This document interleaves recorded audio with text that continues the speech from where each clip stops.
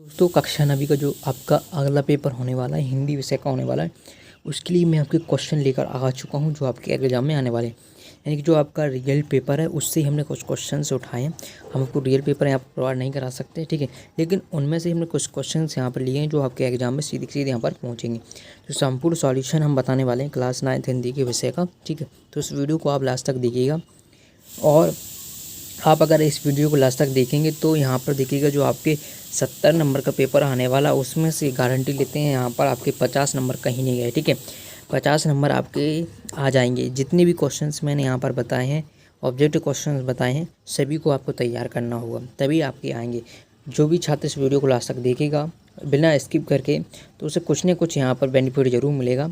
अगर आप स्किप करके जाएंगे और कम फालतू के कमेंट अभी करेंगे तो आपको कोई फ़ायदा नहीं होगा और आप अच्छे नंबर नहीं ला सकते, ठीक है। इस वीडियो को आप क्या करना है, लास्ट तक देखना होगा, ठीक है। चलिए यहाँ पर अगला है, यहाँ पर देखिए हमारा फर्स्ट क्वेश्चन है कबीरदास की रचना। तो कबीरदास की यहाँ पर साकेत है, बीजक है, कुरुक्षेत्र है। यहाँ देखिए कबीरदास की रचना है, यहाँ पर बीजक है। चलिए अगले क्वेश्चन तक बढ़ते हैं। रसखान किस भक्ति शाखा कवि है? तो रसखान आपके किस भक्ति से? राम भक्ति शाखा, शिव भक्ति शाखा, कृष्ण भक्ति शाखा, ये प्रेम मार्ग शाखा, ये आप संदेह हो गए। लेकिन रसखान आपके कृष्ण भक्ति शाखा के कवि थे। किस थे? कृष्ण भक्ति शाखा के कवि थे। अगले क्वेश्चन की तरफ बढ़ते हैं। अगला क्वेश्चन देगा छंद के मुक्ता कितने भेद होते हैं? तो छंद के मुक्ता कितने भेद होते हैं? 4 भेद होते हैं। कितने होते हैं? 4 भेद होते हैं। तो बी ऑप्शन का राइट हो जाएगा अपना। अगले क्वेश्चन की तरफ बढ़ते हैं। रीढ़ की हड्डी एकांकी के प्रमुख पात्र कौन थे? तो आपके यह भी ध्यान रखना कि जो रीढ़ की हड्डी वो क्या है? एक एकांकी विधा है। क्या है? एकांकी विधा। ये भी पूछा जा सकता है क्वेश्चन, ठीक है। अब देखिए कि इसमें उमा ऑप्शन है, शंकर ऑप्शन है, रामस्वरूप है, गोपाल प्रसाद। तो उमा इसका राइट आंसर हो जाएगा। उमा इसका राइट आंसर। अगला क्वेश्चन है रंगीले शब्द में कौन सा प्रत्यय होता है? देखिए आपको प्रत्यय पता होना चाहिए कि प्रत्यय क्या होता है, और साथ में आपको उपसर्ग पता होना चाहिए कि उपसर्ग क्या होता है। इनमें से एक क्वेश्चन तो आपका 100% देखने को मिलेगा आपको। देखिएगा प्रत्यय होता है जो शब्द के लास्ट में यानी कि रंगीला का प्रत्यय पूछा, यानी कि लास्ट में क्या आ रहा है? रंगीला, यानी कि ईला आ रहा है, तो इसका प्रत्यय क्या हो जाएगा? ईला, ठीक है, ठीक है। इस तरीके से उपसर्ग में क्या होता है? उपसर्ग में आगे लगता है उपसर्ग, ठीक है। ऐसे कि अनुरूप में बताइए कि उपसर्ग क्या है अनुरूप में, तो इसका उपसर्ग क्या हो जाएगा? अनु, ठीक है। इस तरीके इसका राइट आंसर हो जाएगा हमारा इहला, ये वाला करेक्ट आंसर है। चलिए अगले क्वेश्चन की तरफ बढ़ते हैं। यहाँ पर देखिए कृतिका में आए पाठ में एकांकी का नाम क्या है? तो देखिएगा कृतिका में आए पाठ में एकांकी का नाम कर्म भूमि है, माटी, वाली, रीढ़ की हड्डी, जय, गंगा। तो इस तरीके से ये आपको ये क्वेश्चन का आंसर आप सभी को बताना। तो मैं भी चेक करना चाहता हूँ कि आप लोग कितना पढ़ रहे हो। अगर आपने इस क्वेश्चन का आंसर दे दिया तो मान लीजिए जो आपके 30 नंबर के ऑब्जेक्टिव क्वेश्चन आ रहे हैं उनमें से 25 नंबर आपके कहीं नहीं गए, ठीक है। इसको जिसने बताया, ठीक है, तो कमेंट बॉक्स में सभी को ही ट्राई करना है, कोशिश करना है, ठीक है। सही हो या गलत हो ये बात की बात है, पहले आपको एक बार लिखना जरूर है, ठीक है। काम पर जा रहे हैं तो कौन जा रहे हैं? बच्चे या बड़े? बड़े जा रहे हैं काम पे। रस के प्रकार होते हैं, तो रस के कितने प्रकार होते हैं? 10 प्रकार होते हैं। 10 प्रकार आपको याद होना चाहिए। वीर रस का स्थायी भाव होता है, देखिए वीर रस का स्थायी भाव आपका शोक होता है। अगले क्वेश्चन की तरफ बढ़ते हैं। अगले क्वेश्चन देखिएगा लेखक के सामने किसकी फोटो थी? तो ये आपकी प्रेमचंद की फोटो थी। कलाई खुलना का अर्थ है यानी कि पोल खुलना।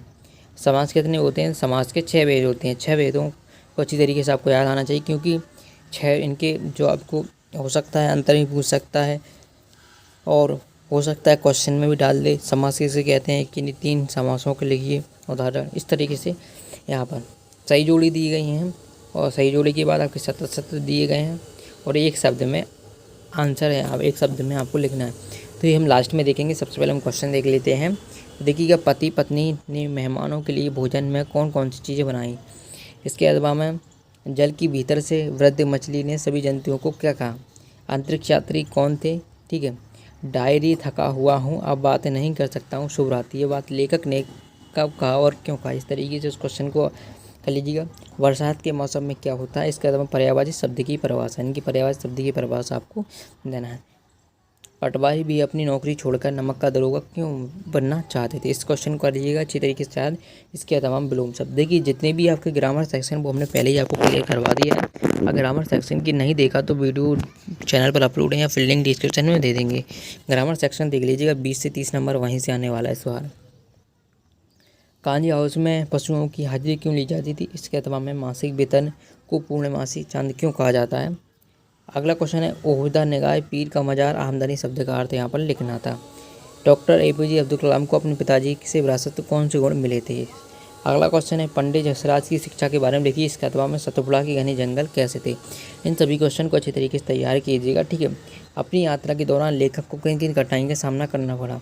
लेखक के अनुसार जीवन में सुख से क्या अभिप्राय?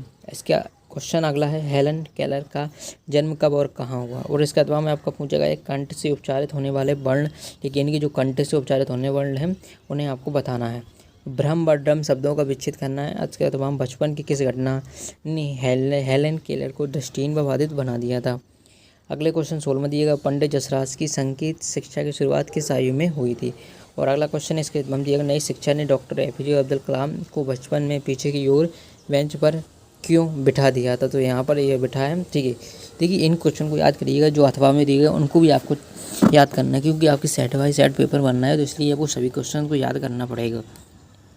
अगला क्वेश्चन है यहाँ पर देखिए छोटी बच्ची को बैलों के प्रति क्यों प्रेम उमड़ा है? इस तरीके से इसका तमाम देखिए किन घटनाओं से पता चलता है कि हीरा और मोती से गहरी दोस्ती थी।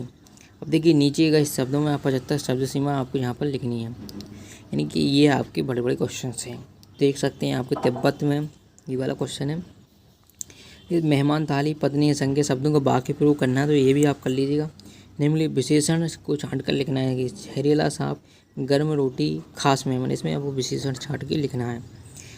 सूरज व्याय कविता की 2 पंक्ति आपको लिखना। देखिए अगर आपको पंक्तियाँ याद होंगी तो आप आसानी से लिख पाओगे, ठीक है। भूख मीठी या भोजन मीठा से क्या अभिप्राय है? इसका अथवा हम देखिए लेखक ने उपभोक्ता संस्कृति को हमारे समाज के लिए क्यों चुनौती कहा है? इस तरीके से सभी क्वेश्चन दिए गए हैं। अब देखिएगा ये एप्लीकेशन आपको 3 दिवस के लिए और जन्मदिन की बधाई के लिए दोनों याद कर लीजिएगा। दोनों में सीख आपको देखने को मिल जाएगी, लेकिन मैं तो कहूँगा आप दोनों ही याद कीजिएगा, क्योंकि अब देखो आपका पेपर जो सेट बाई सेट में बन रहा है, तो इसलिए आपका कोई भी क्वेश्चन यहाँ पर पूछा जा सकता है। अगला क्वेश्चन है यहाँ पर देखिए एक विषय रूपरेखा बनाना है, तो यहाँ पर ये दी गई। इनमें से आपका पानी का महत्व भी है, पर्यावरण प्रदूषण है, विद्यार्थी अनुशासन भी है, जीवन में खेलों का महत्व है और बाकी। अब बात करते हैं कि आपको यहाँ पर जो भी रिक्त स्थान और ऑब्जेक्टिव क्वेश्चन के आंसर बताए हैं वो आपको कहाँ मिलेंगे। गूगल पर आप टेलीग्राम ग्रुप को सर्च कर लीजिएगा। टेलीग्राम ग्रुप की लिंक डिस्क्रिप्शन दी गई है, वहाँ से जाकर आप टेलीग्राम ग्रुप को सबसे पहले ज्वाइन कीजिएगा, ठीक है। वहाँ पर आपको इसकी सॉल्यूशन की PDF मिल जाएगी, और आपको जो एग्ज़ाम के कुछ ही समय पहले कुछ इंपॉर्टेंट क्वेश्चन दिए जाते हैं वो आपके लिए बहुत ज़्यादा बेनिफिट रहते हैं। इसलिए टेलीग्राम ग्रुप को जरूर ज्वाइन करिएगा, वहाँ पर आपको समय समय पर अपडेट कर दिया जाता है। अगर वीडियो पसंद आए तो वीडियो को लाइक कर दीजिएगा। मिलते हैं नेक्स्ट वीडियो में, धन्यवाद।